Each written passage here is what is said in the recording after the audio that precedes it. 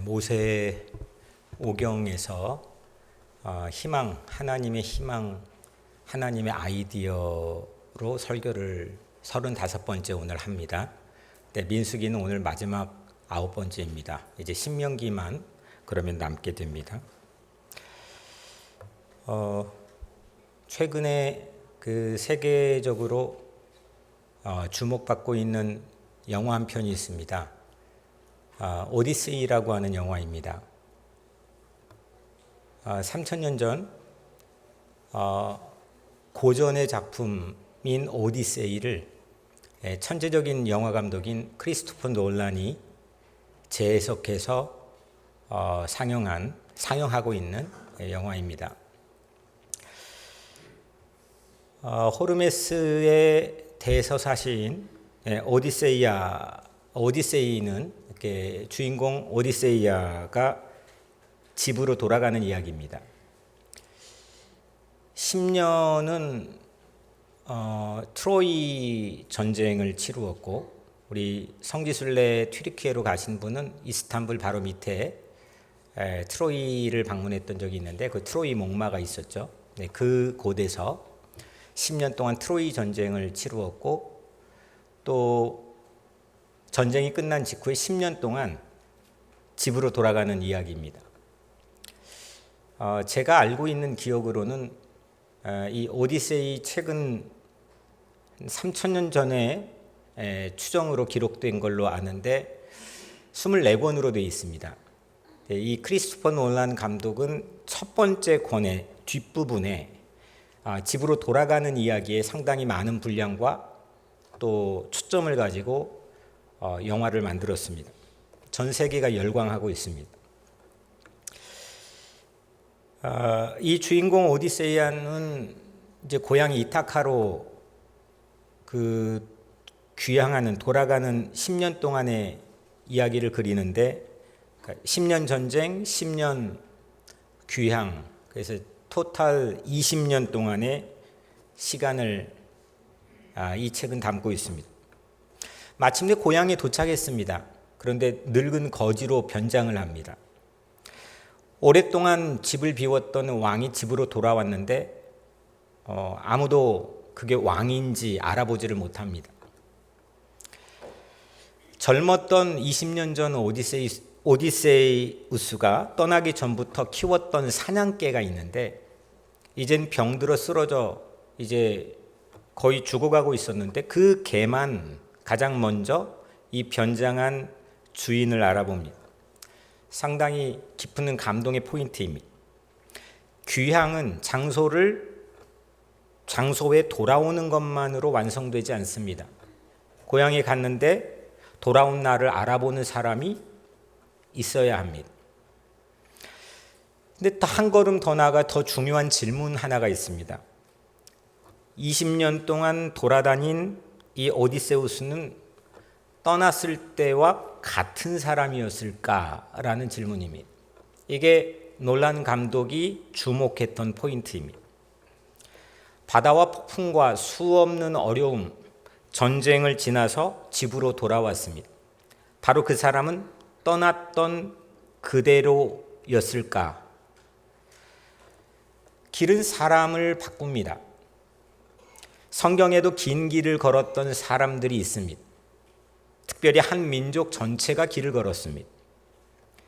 애굽을 떠나서 곧장 약속의 땅에 도착하려면 3주 정도면은 사실 여유롭게 걸어 도착할 수가 있습니다. 그런데 그들은 홍해를 건넜고 광야를 지나서 허기졌던 순간들에 하나님 만나를 먹기도 했고, 또 목말랐던 순간에 물을 만나기도 했습니다. 그게 익숙해지면 불평하고 원망하기도 했고, 심지어는 반역을 꾀하기도 했으며 깊은 용서를 받는 체험을 갖기도 했습니다. 이렇게 40년이 지났습니다. 그리고 그들은 요단강 건너편 모압 평지에 모여 있습니다. 그리고 오늘 민수기 33장에서 하나님께서는 모세에게 그들이 40년 동안 지나온 길을 기록하게 하셨습니다. 좀 이상하지 않습니까? 이제 가나안에 들어가면 됩니다. 한눈에 그 앞이 펼쳐 보여집니다. 앞을 바라봐야 될 때입니다. 그 어느 때보다 앞을 주목하고 집중해야 될 때입니다. 그런데 하나님께서는 그 마지막 순간에 뒤를 돌아보게 하십니다. 너희가 어디서 떠나는지 기억하라. 어디를 지나왔는지도 기억하라. 어디에서 머물렀는지도 샅샅이 기억하라. 왜 하나님은 오늘 민수기 33장에서 그 많은 지명들을 기록하게 하셨을까요? 하나님께서는 젖과 꿀이 흐르는 가나안 땅의 목적지에 도착하게 하는 것도 물론 중요한 일이지만 그보다 더 중요한 것은 목적지까지 걸어왔던 과정이 중요하다는 것입니다.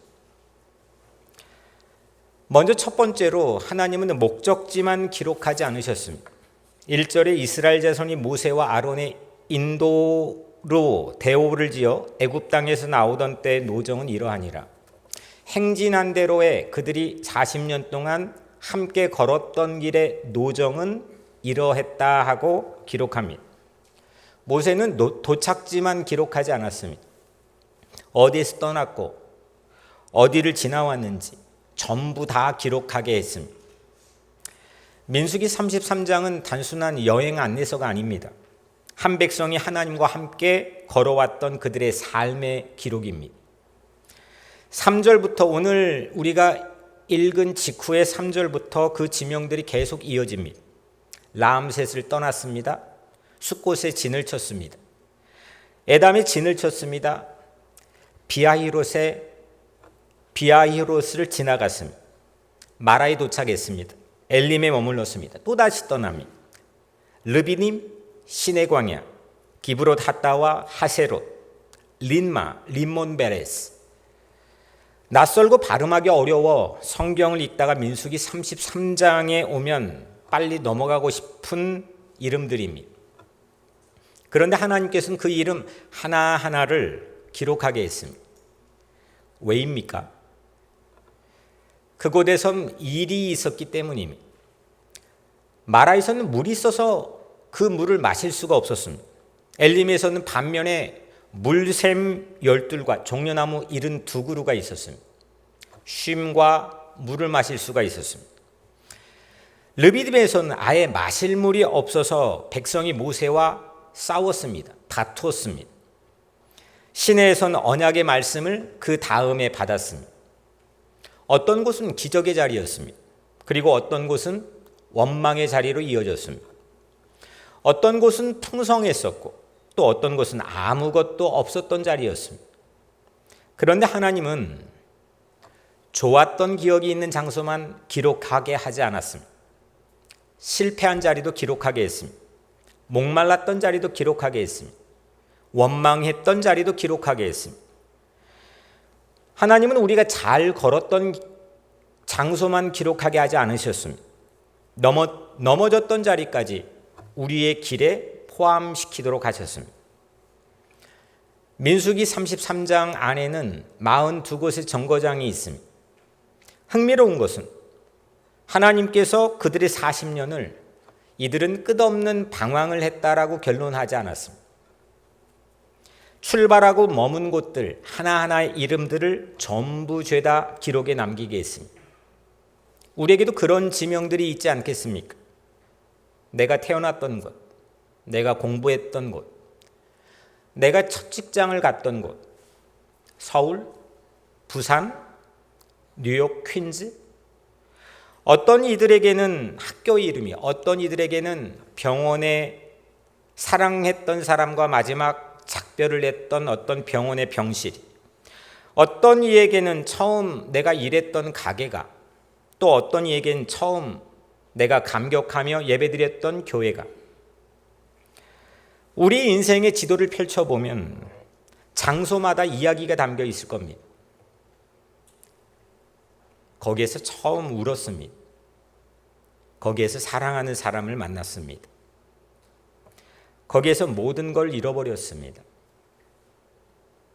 거기서 다시 시작했습니다. 우리는 빨리 지나가 버리고 싶은 자리가 있습니다. 지우고 싶은 시간도 있습니다. 그러나 하나님은 오늘 33장을 통하여 우리에게 이렇게 말씀합니다. 그 자리도 기록해라. 거기도 삭제하지 마라.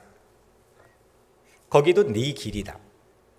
왜냐하면 하나님께서 거기에도 우리와 함께 계셨기 때문입니다.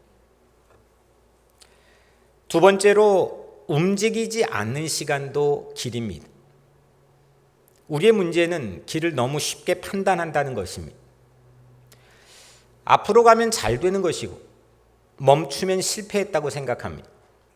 승진하면 앞으로 간 겁니다. 사업이 잘 되고 커지면 앞으로 간 것입니다. 병이 나으면 앞으로 간 것입니다. 반대로 몇 년째 같은 곳에 있으면 불안해집니다. 왜 나는 아직 여기 있을까?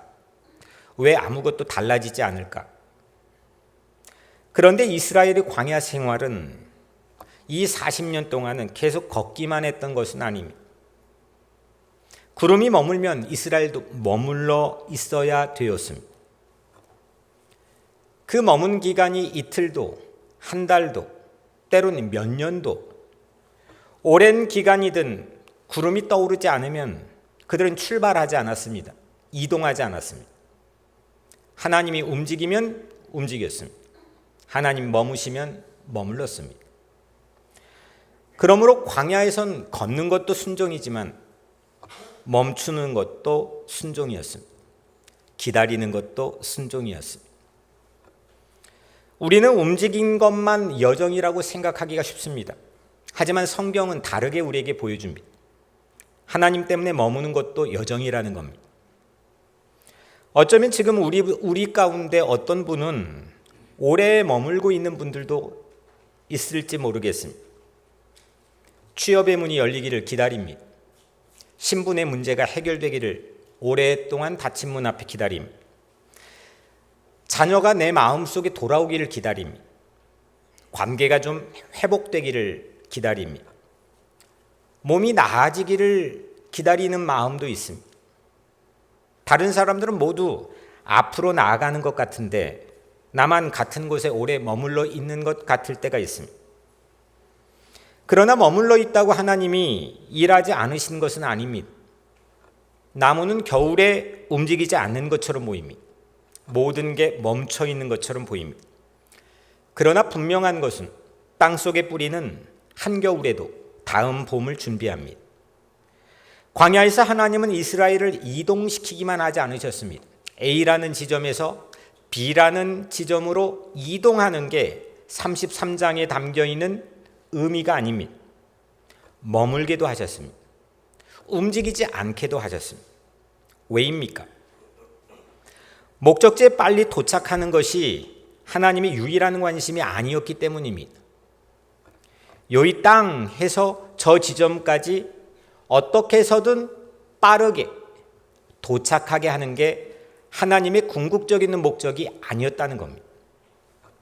하나님은 그 길 위에서 사람을 빚고 계셨습니다. 애굽을 나온 사람은 자유인이 되었죠. 그들은 430년 동안 노예 생활을 하다가 해방되었습니다. 이제는 그들에게 누구도 명령하여서 노예처럼 그렇게 대하지 않습니다. 그들의 신분은 자유인이 되었습니다. 하지만 몸만 애굽에서 나왔지만 바로 자유로운 사람이 되는 것은 아니었습니다. 몸은 애굽에서 나왔지만 마음속에서 꺼낼 애굽이 훨씬 많았다는 걸 그들은 성경 안에서 보여줍니다. 출애굽, 해방이란 이 엄청난 사건은 고작 하루 남짓 걸렸지만 애굽을 사람의 마음에서 빼내는 데에는 아주 긴 시간이 필요했습니다. 그래서 광야의 시간이 필요한 겁니다. 그래서 광야가 필요했습니다. 신학교 4학년 때였던 것 같습니다. 신학생들은 주로 공부를 해야 되는 시기이기 때문에 또 여러 가지 이유가 있겠지만 신학생들이 의무적으로 교회에 가서 전도사로 섬겨야 되는데 지방으로 저희 세대에서는 잘 내려가지 않았습니다. 거의 대부분이 수도권에서 사역을 합니다. 금요일까지 공부하고 금요일 저녁부터 주일 저녁까지 사역을 합니다. 저도 1학년, 2학년, 3학년 때 수도권에 있었습니다. 4학년 때 저 군산 더 너머인 옥구라고 하는 곳에 아주 농촌 시골에 있는 교회를 섬기게 되었습니다. 저의 첫 어른 설교는 21살, 바로 그 교회에서였습니다. 그런데 수요일 날은 저희가 학교 수업 때문에 움직일 수가 없습니다. 매일매일 수업이 있기 때문에. 근데 이례적으로 목사님께 출타를 하신다고 주일날 저에게 의향을 물어보시고 부탁을 했습니다. 그래서 저는 목사님 말씀하시니까 뭐 안 되는 게 어디 있습니까? 네, 제가 하죠 라고 대답을 했습니다. 저 인생의 어른들을 향한 세 번째 설교였습니다. 하필 그 설교가 광야는 은혜를 품고 있었습니다 라는 제목이었습니다. 당시에는 컴퓨터로 쓰지를 않고 손으로 써서 설교를 준비했습니다. 저녁 늦게까지 설교를 준비해서 수요일 아침 일찍 버스를 타고 저 시골까지 내려갑니다. 그 여정은 학교에서 터미널로 가서 터미널에서 익산까지 완행버스를 타고 익산에서 군산으로 가서 군산에서 2번 버스 1시간에 한 대 오는 그 버스를 기다려 타고 들어갑니다. 그렇게 해서 한 6시간을 걸려서 갔습니다. 예배 시간 전에 도착을 했습니다. 타고 가면서도 설교를 쓴 거를 계속 보며 긴장한 마음으로 갔습니다. 그런데 도착해서 장로님이 저에게 그러시는 거예요. 오늘 어떻게 오셨습니까? 아니, 설교하러 왔죠. 아니, 설교는 목사님이 다른 목사님에게 부탁을 했는데요. 그때 순간 당황한 제 마음은 지금도 아주 선명합니다. 나는 어제 저녁부터 엄청나게 준비를 해서 이 엄청난 과정을 거쳐서 어려운 상황에도 불구하고 왔는데 목사님이 저에게 부탁한 걸 잊어버린 겁니다. 그리고 다른 분에게 부탁을 한 겁니다. 그래서 그 다음날 수업이 또 있기 때문에 하는 수 없이 그 벽만 찍고 다시 똑같이 버스를 타고 자정 넘어 학교에 도착했습니다. 그 2번 버스, 1시간에 한 대 있는 2번 버스가 들어가는 길을 열대자라고 합니다. 일본 사람들이 방공용 쌀을 강탈하기 위해 만든 마을인데 그게 한 10대자 된다고 그래서 차가 2대가 못 지나갑니다. 10대자 된다고 그래서 그거를 걸어서 한 1시간가량 걸어가야 됩니다. 그걸 아니 너가 설교자가 아니야. 너 집에 가. 이런 뉘앙스로 듣고 거기를 걸어오는데 너무 풀이 죽었습니다. 난 지금 뭘 한 건가? 나는 지금 뭘 준비하고 왜 여기에 왔는가? 허무했습니다. 허탕이죠. 그런데 그 열대자를 다시 돌아가며 걸어가는데 갑자기 그런 생각이 들었습니다. 거기는 이모작을 합니다. 봄에 보리를 심고 또 빠른 시기에 벼를 심습니다. 푸른 보리밭이 양쪽으로 펼쳐져 있었습니다. 제가 설교 원고를 꺼내서 그 보리들에게 설교했습니다. 광야는 은혜를 품고 있습니다. 그러면서 제 마음속에 깨달아진 게 있습니다. 나에게 익숙했던 절망들, 수없이 막혔던 벽들, 내 마음속에 그래서 사람들에게 들키지 않는 부정적 감정들, 이런 것들을 광야는 은혜를 품고 있습니다 라는 그 설교를 제가 친필로 써 놓은 설교 원고를 들고 보리들에게 설교를 하면서 저는 그 어느 때보다도 잊을 수 없는 은혜로운 설교를 선포했던 순간이었습니다. 하나님이 한 사람을 훈련시키는데 좋은 강단에, 좋은 타이밍에, 미리 정해진 플랜에 따라서 내가 예측한 결과를 바라보면서 그런 방법만 있는 건 아니구나. 돌고 돌아 내 눈에는 허탕처럼 보이지만 이런 방법을 통해서도 하나님은 훈련을 시키는구나. 더 많은 깊은 은혜를 채워주시는구나. 이런 생각을 대학교 4학년, 신학교 4학년 때 가졌던 경험이 있습니다. 광야에는 실제 하나님이 인도하신 길도 있고 또 내가 잘못해서 불순종이 만들어낸 우회로도 있습니다. 그런데 하나님께서는 기막히게 놀라운 것은 그 우회로에서도 이 이스라엘 백성들을 버리지 않았다는 것입니다. 하나님은 잘못 들어선 길마저도 은혜의 재료로 사용하셨다는 것. 내 실수건 누구의 실수건 어떤 실패이건 우리가 돌아가고 우회하고 멈춰서고 움직이지 않는 것 또한 하나님께서 우리를 위해 세워놓으신 길이라고 확신합니다. 그래서 이것이 우리에겐 희망의 근거입니다. 신명기 8장 2절에서는 모세가 이렇게 말합니다. 내 하나님 여호와께서 이 40년 동안에 내게 광야 길을 걷게 하신 것을 기억하라. 광야 길을 걷게 하신 것을 기억하라는 겁니다. 아주 신중한 당부입니다. 왜 기억해야 합니까? 왜 우리는 그 길을 기억해야 됩니까? 길을 기억하면 나를 인도하시고 나를 붙잡아 주신 하나님이 그 길 위에서 보여지기 때문입니다. 우리는 길 위에서 내가 만들어낸 사건, 내가 마주쳤던 순간, 나의 실수와 실패, 이런 것들을 주로 깊이 매몰되어 빠져 있을 때가 많습니다. 하지만 하나님께서 그 모든 지명들을 민수기 33장에 담아 기록하고 기억하게 하신 것은 그 길을 통해 그 길 위에서 나를 빚어가시고 나를 붙들어 나를 일으켜 세워주셨던 하나님을 만나게 하기 위함입니다. 세 번째로 중요한 것은 얼마나 왔느냐가 아닙니다. 첫 번째는 목적지만 기록하지 않으셨습니다. 두 번째는 아무 일도 하지 않는, 움직이지 않는 것도 길이었습니다. 세 번째는 얼마나 왔느냐가 중요하지 않다는 겁니다. 세상은 자꾸 인생을 거리로, 디스턴스로 평가합니다. 얼마나 왔습니까? 얼마나 멀리 갔습니까? 몇 살에 집을 샀습니까? 어느 자리까지 올라갔습니까? 심지어 요즘에 교회도 그렇습니다. 몇 명이 모입니까? 건물이 얼마나 큽니까?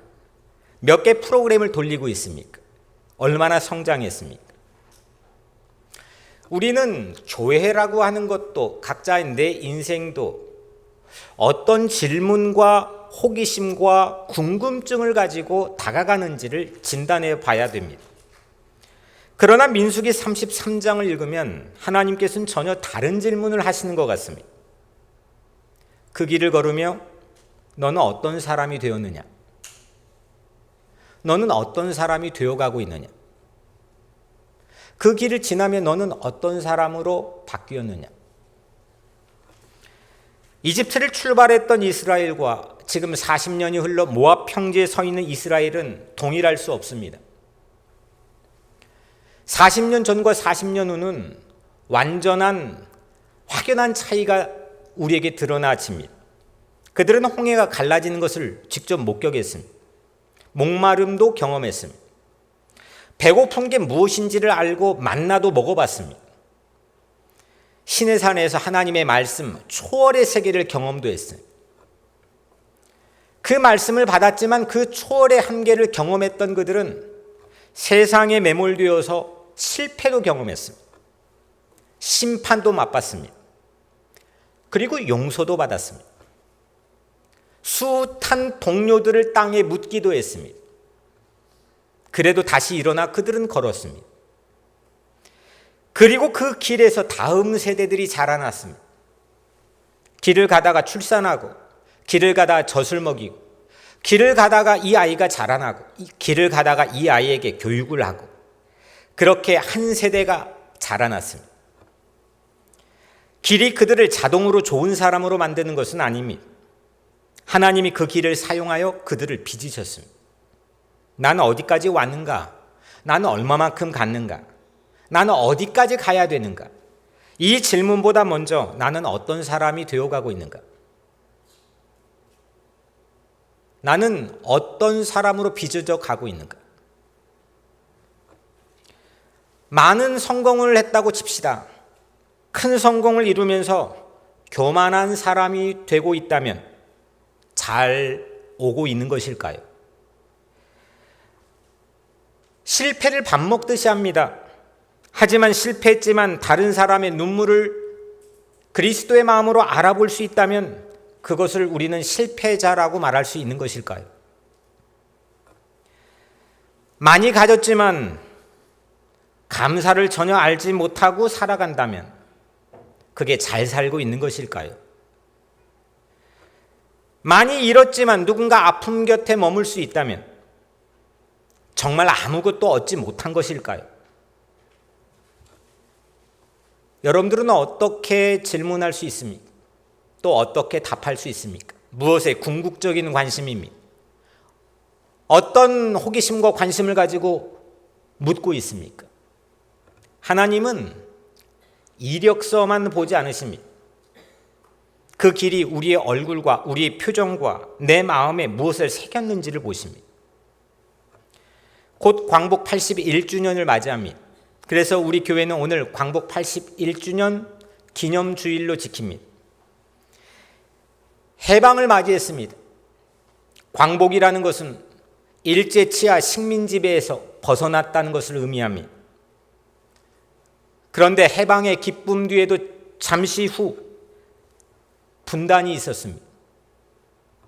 그리고 분단 후 몇 년이 지나 동족상잔의 비극인 전쟁이 일어났습니다. 수 없는 젊은이들이 죽었습니다. 숱한 사람들이 고향을 떠났습니다. 수 없는 사람들이 가족이 헤어져야 했습니다. 그 폐허의 잿더미에서 다시 일어나야만 했습니다. 또 많은 사람들이 또 다른 길로 떠났습니다. 독일의 광산으로 갔고 병원으로 갔고 중동으로 갔으며 미국으로 왔습니다. 이민자의 가방 하나를 들고 낯선 땅에 내려 교회를 세웠고 가게를 열고 자녀를 키웠습니다. 특히 우리 같은 이민자들은 숱한 과정의 여정의 기록들이 있습니다. 우리의 역사에도 수많은 라함셋과 마라와 엘림이 있습니다. 광복 이후 80년이 넘도록 우리는 아직 분단의 상처를 안고 있습니다. 우리는 평화를 맞을 사람이 과연 되고 있는가? 냉전의 마지막 잔재인 세계 냉전의 마지막 잔재인 이 분단의 아픔을 안고 있는 우리는 과연 우리는 평화를 맞을 사람으로 되어 가고 있는가? 평화는 어느 날 북쪽에 내려오거나 남쪽에서 올라온 완성품이 아닙니다. 평화는 어느 날 도착하는 목적지만이 아니라 우리가 걸어가야 할 길입니다. 상처를 기억하되 그 상처를 다음 세대에게 증오로 물려주지 않는 일, 화해를 시작하는 일, 그 길에서 평화의 사람이 되어가는 것입니다. 우리는 좋은 미래에 도착하는 것보다 그 미래를 감당할 사람이 되어가는 것, 그것이 먼저입니다. 예수님은 이렇게 말씀했습니다. 내가 곧 길이요 진리요 생명이니. 예수님은 내가 거기로 가는 길을 알려주겠다고 말씀하지 않았습니다. 내가 길을 설명해 주겠다고 말하지도 않았습니다. 내가 내비게이션을 켜주겠다고 말씀한 것도 아닙니다. 예수님은 곧 내가 길이라고 말씀했습니다. 우리가 길을 찾아서 하나님께 올라가는 것이 복음이 아닙니다. 열심히 찾아가지고 하나님을 향해서 올라가는 게 복음이 아닙니다. 복음은 하나님께서 길이신 예수 그리스도로 우리에게 오셨다는 사건입니다. 우리는 길을 잃을 수 있습니다. 누구나 마찬가지입니다. 길을 잃고 있는지도 모릅니다. 넘어질 수도 있습니다. 자빠질 수도 있습니다. 돌아갈 수도 있습니다. 괜히 왔다 생각할 수도 있습니다. 심지어는 오랫동안 같은 자리에 머물 수도 있습니다. 그러나 길이신 예수님을 잃지 않는다면, 나의 길이 되어주신 예수님을 잃지 않는다면 우리 여정은 끝난 것이 아닙니다. 우리 여정은 실패가 아닙니다. 엠마오 두 제자, 엠마오로 향해 길을 걷고 있는 두 제자, 직접 예수님은 길동무가 되어주셨습니다. 그들은 그런데 예수님이 자기 곁에 걷고 있는지를 몰랐습니다. 그리고 나중에야 중요한 사실을 깨달았습니다. 그들은 그 깨달음을 이렇게 말합니다. 길에서 우리에게 말씀하시고 성경을 풀어주실 때에 우리 속의 마음이 뜨겁지 아니하더냐. 저는 이 장면을 참 좋아합니다. 예수님은 언제나 목적지에서만 빨리 와, 빨리 와, 갈 수 있어, 이렇게 체근하거나 그 목적지에서 기다리시기만 하는 분이 아니라는 겁니다. 길에서 만나주시는 분입니다. 길에서 내 마음을 뜨겁게 해주시는 분입니다. 내가 몰라봐도 길에서 나랑 내 곁에 함께 걸어주시는 분입니다. 잘 걷는 날에도 함께 하십니다. 길을 잃은 날에도 찾아오십니다. 울어버리고 싶은 그렇게 걷는 날에도 곁에서 걸어주십니다. 그래서 길에서 우리는 사람이 됩니다. 지금 인생 어느 지점에 여러분들은 서 계십니까? 라암새처럼 이제 막 떠난 자리입니까? 마라처럼 물이 쓰게 느껴지는 자리입니까? 엘림처럼 잠시 쉬어갈 수 있는 자리입니까? 아니면 르비딤처럼 가진 게 아무것도 없이 바닥나 하나님께 부르짖지 않고는 존재할 수 없는 그런 자리입니까? 시내산처럼 하나님의 말씀을 새롭게 듣는 자리입니까? 어쩌면 아무 이름도 붙이고 싶지 않는 광야 어느 지점의 한복판입니까? 어디에 서 있습니까? 하지만 어디에 있어도 괜찮습니다. 괜찮습니다. 아직 목적지에 도착하지 않았다고 삶이 실패한 것이 아닙니다. 오늘 민수기 33장이 우리에게 전해주고 있는 행간의 메시지는 그 어디든지 길 위에서 하나님은 그들을 빚고 계셨다는 것입니다. 지금도 우리는 길 위에 있습니다. 도상 위에 있습니다. 더욱 움직이고 있지 않다고 길에서 벗어난 게 아닙니다. 하나님께서 머물게 하셨다면 머문 자리조차 길이 됩니다. 민수기 33장을 보십시오. 하나님은 마라를 지우지 않았습니다. 르비딤도 삭제하지 않았습니다. 실패한 장소도 지우지 않았습니다. 몽땅 다 모두 길 안에 넣으셨습니다. 과거를 미워할 필요가 없습니다. 상처받은 것은 아팠다고 말하면 됩니다. 돌아간 길은 돌아갔다고 인정하면 됩니다. 잘못했던 것은 잘못했다고 시인하면 됩니다. 그러나 거기서 마침표를 찍지는 마십시오. 사랑하는 여러분, 하나님은 아직 우리의 길을 쓰고 계십니다. 여러분들의 길을 펜을 들고 오늘 민수기 33장처럼 여전히 쓰고 계십니다. 오디세우스가 긴 여행 끝에 돌아왔을 때 늙은 아르고스 사냥개가 그를 알아봐 줬습니다. 그때 이 감독의 아마도 연출은 이 고향의 진정한 의미를 감동적으로 관객에게 전달하려 했던 것입니다. 우리의 여정 끝에도 우리를 알아보시는 분이 계십니다. 사람들은 내 얼굴이 달라졌다 말할 수 있습니다. 이제 늙었네, 이제 힘이 빠졌네, 왜 이렇게 변했나, 다 잊어버렸군. 내가 가진 것이 예전과 달라졌을 수도 있습니다. 그러나 하나님은 우리를 알아보시는 줄로 믿습니다. 내가 너를 안다. 내가 너를 안다니까. 내가 처음 출발했던 날도 안다. 마라에서 울었던 날도 안다. 르비딤에서 아무것도 가지지 않아 폭폭한 마음으로 부르짖었던 너도 안다. 하나님 말씀하십니다. 아직 길 끝나지 않았다. 나는 너를 안다. 그래서 우리는 너무 빨리 가려고 하지 마십시오. 다른 사람의 속도와 자꾸 나를 비교하지 마십시오. 길이 돌아갔다고 낙심하지도 마십시오. 오래 머무르고 있다고 하나님이 잊으셨다고 생각하지 마십시오. 중요한 것은 그 길 위에서 하나님을 잃지 않은 것입니다. 나를 빚으시고 나를 붙들어 주시고 나를 인도해 주신 그 하나님을 잃지 않는 것입니다. 하나님은 우리가 지나오는 모든 자리를 길로 만드십니다. 그 길 위에서 우리를 하나님의 사람으로, 하나님 나라의 시민으로 빚어가십니다. 그러니 오늘 다시 걸으십시오. 걸어야 할 때는 걸으십시오. 머물러야 할 때는 머무르십시오. 넘어졌다면 다시 일어나십시오. 그리고 길이신 예수 그리스도와 함께 걸어가십시오. 오늘 걷고 있는 이 길 위에서 이미 하나님은 우리를 빚고 계신 줄로 믿습니다. 길에서 사람이 된다. 길에서 사람이 빚어집니다. 그 길 위에는 우리를 사랑하시는, 우리를 알아보시는 하나님이 계시기 때문입니다. 기도하겠습니다.